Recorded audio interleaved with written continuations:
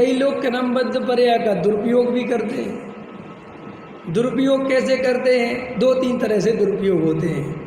एक तो दुरुपयोग ऐसे करते हैं कि क्रमबद्ध पर्याय के नाम पर सम्यक दर्शन आदि को तो क्रमबद्ध के भरोसे छोड़ देते हैं कि हमें जब सम्यक दर्शन होना होगा, जब तत्व विचार होना होगा तब होएगा, हम कोई करने वाले हैं, ठीक है नहीं। और बाहर के कामों में सावधानी से लगे रहते। सुबह तो एक नंबर के मिथ्या दृष्टि जानना, स्वच्छंदी जानना। दूसरे तरह के वे भी लोग होते हैं जो क्रमबद्ध पर्याय के नाम पर प्रमादी हो जाते हैं।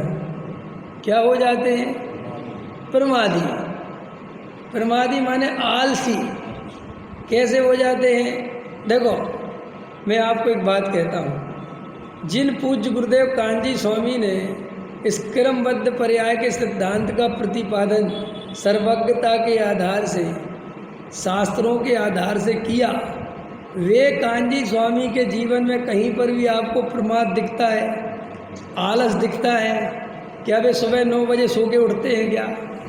बोलो, कोई भी उनकी ऐसी दिनचर्या तुम्हें अव्यवस्थित लगती है?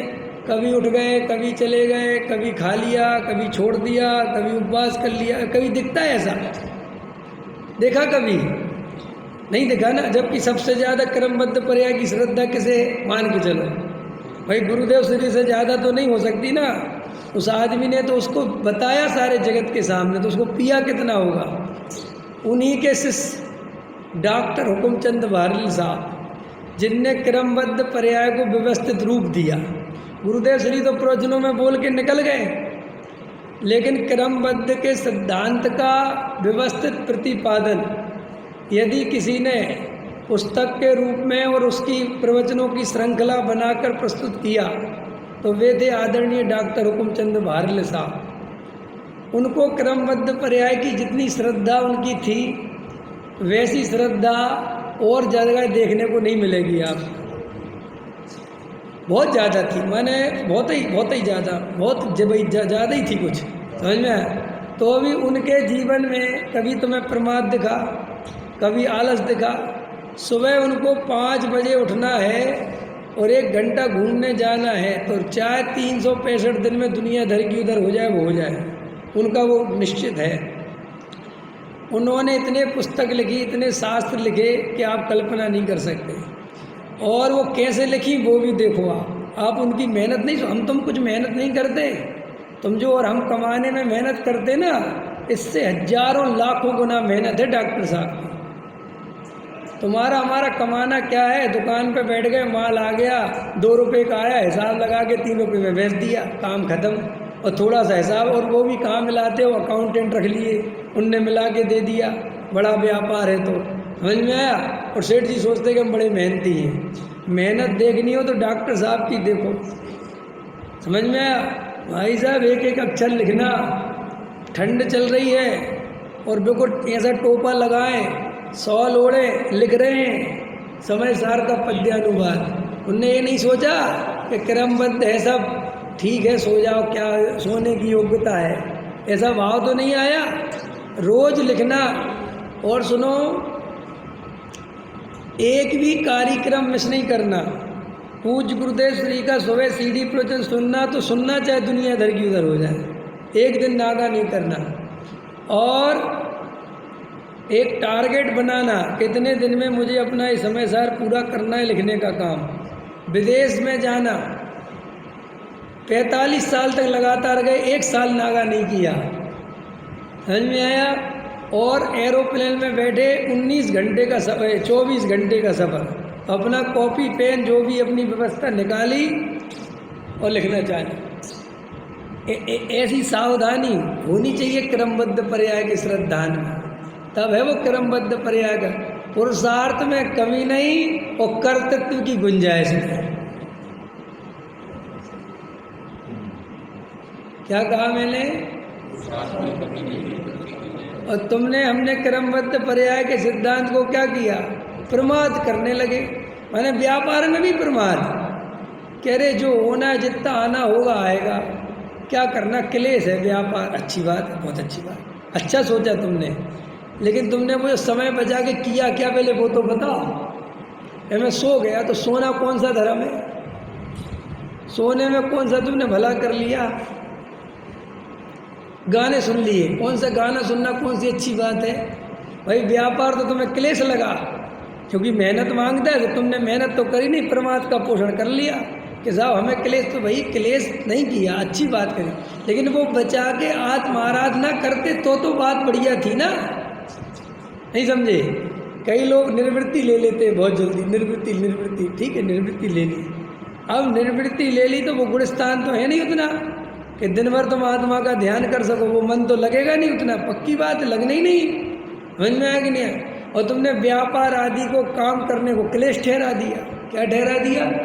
तो टोडरमल जी साहब ने लिखा है प्रमाद में काल गवाता है, और प्रमाद सबसे बड़ा अशुभ भाव है। क्यों साहब?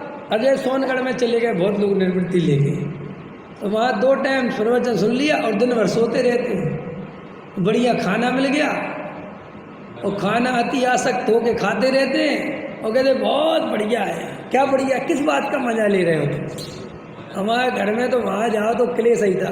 तो ये कोई तुम्हारा धर्म थोड़ी है, ये तो तुमने वो क्लेश, जैसे तुम क्लेश कह के अरे साहब बहुत है, उपयोग खराब होता है, और यहाँ उपयोग तेरा अच्छा थोड़ी रहता है। यहाँ उपयोग अच्छे के नाम पर अनुकूलता का भोग करता है। सो कहता है कि सोनगढ़ में कसाय नहीं होती।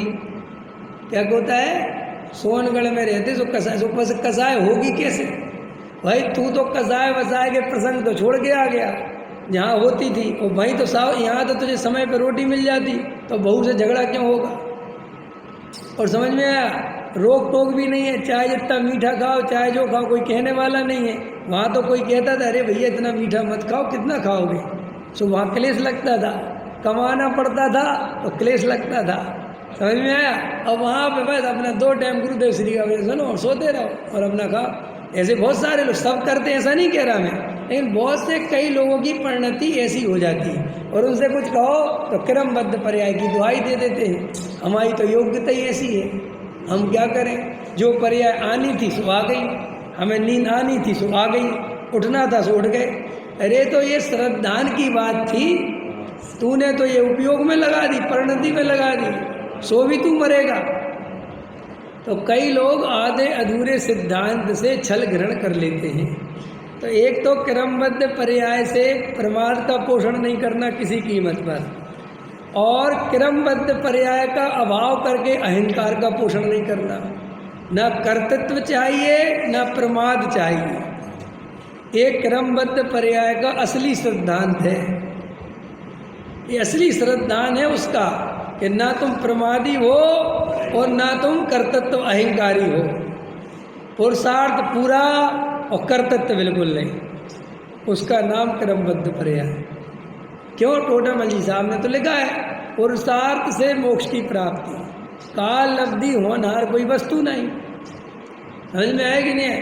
तो कहीं अपन क्रमबद्ध पर्याय से आलसी ना हो जाए। तो साहब अच्छा बता दिए, इसलिए तुम कहते ब्रजशील संयम करो, फिर गलत पहुंच गए। तुम पुरुषार्थ का नाम ब्रजशील संयम करो, ये है ही नहीं, बिल्कुल ये गलती। ये क्या करते हैं लोग? सही, जैसे आज कई प्रवचन सुनेंगे, देखो आज पंडित जी ने भी सही लिया, तो क्या तूने तो पता तुमको क्या लगता है? मैं तो सुबह प्रक्षाल में जाता हूँ, मैं तो सुबह। अरे भैया हमने इस अर्थ में नहीं लिया कि तुम ये क्रियाकांड के कर्ता बन जाओ, हमने इस अर्थ में लिया कि प्रमाद नहीं होना चाहिए, सावधानी होना चाहिए। तुम्हारे पास समय है तो स्वाध्याय करना चाहिए, समय नहीं बर्बाद करना है, क्योंकि सम्यक दर्शन का कारण क्रियाकांड नहीं है, इसलिए क्रियाकांड करने लग जाओ ये अर्थ में नहीं ले रहे। सही बात तो ये है कि और तत्व विचार में लगो, सावधानी पूर्वक तत्व विचार में लगो, स्वाध्याय करने में लगो, समझ में आया? गहरे तत्व अभ्यास में लगो, प्रमाद का पोषण मत करो। न कई लोग एक कर्तृत्ववादी होते ना, हम देखो जिनके अंदर कर्तृत्व होगा वे इस प्रवचन में से यही निकालेंगे कि हम तो पहले ही से ब्रजशील संयम करते हैं, हम तो बिल्कुल स्वच्छंदी नहीं। वो अर्थ बता ही नहीं रहा मैं, नहीं समझे? देखो कुछ नहीं करना भी प्रमाद है, तो कुछ नहीं करना प्रमाद है, माने बेसुर्त पड़े रहना, बेहोश पड़े रहना। और आप लेटे हो और आप आत्म ध्यान कर रहे हो तो आप प्रमादी नहीं हो, आप पुरुषार्थी हो। लेकिन आप पड़े हो सही नहीं, कहो प्रमादी हो रहे हो, नहीं समझ में आया? और वो पुरुषार्थ करते नहीं कि वो सुबह 5 बजे उठ के कोई जो है प्रक्षाल पूजा पाठ तो बहुत बड़ा, क्यों? अगर वो अपने को उसका कर्ता मानता है तो वो भी मिथ्या दृष्टि है, उससे वो बड़ा नहीं हो गया। लेकिन तुम सावधानी रखो, ज्ञान की दृष्टि रखो, जागृति रखो, तो वो बहुत बढ़िया बात है।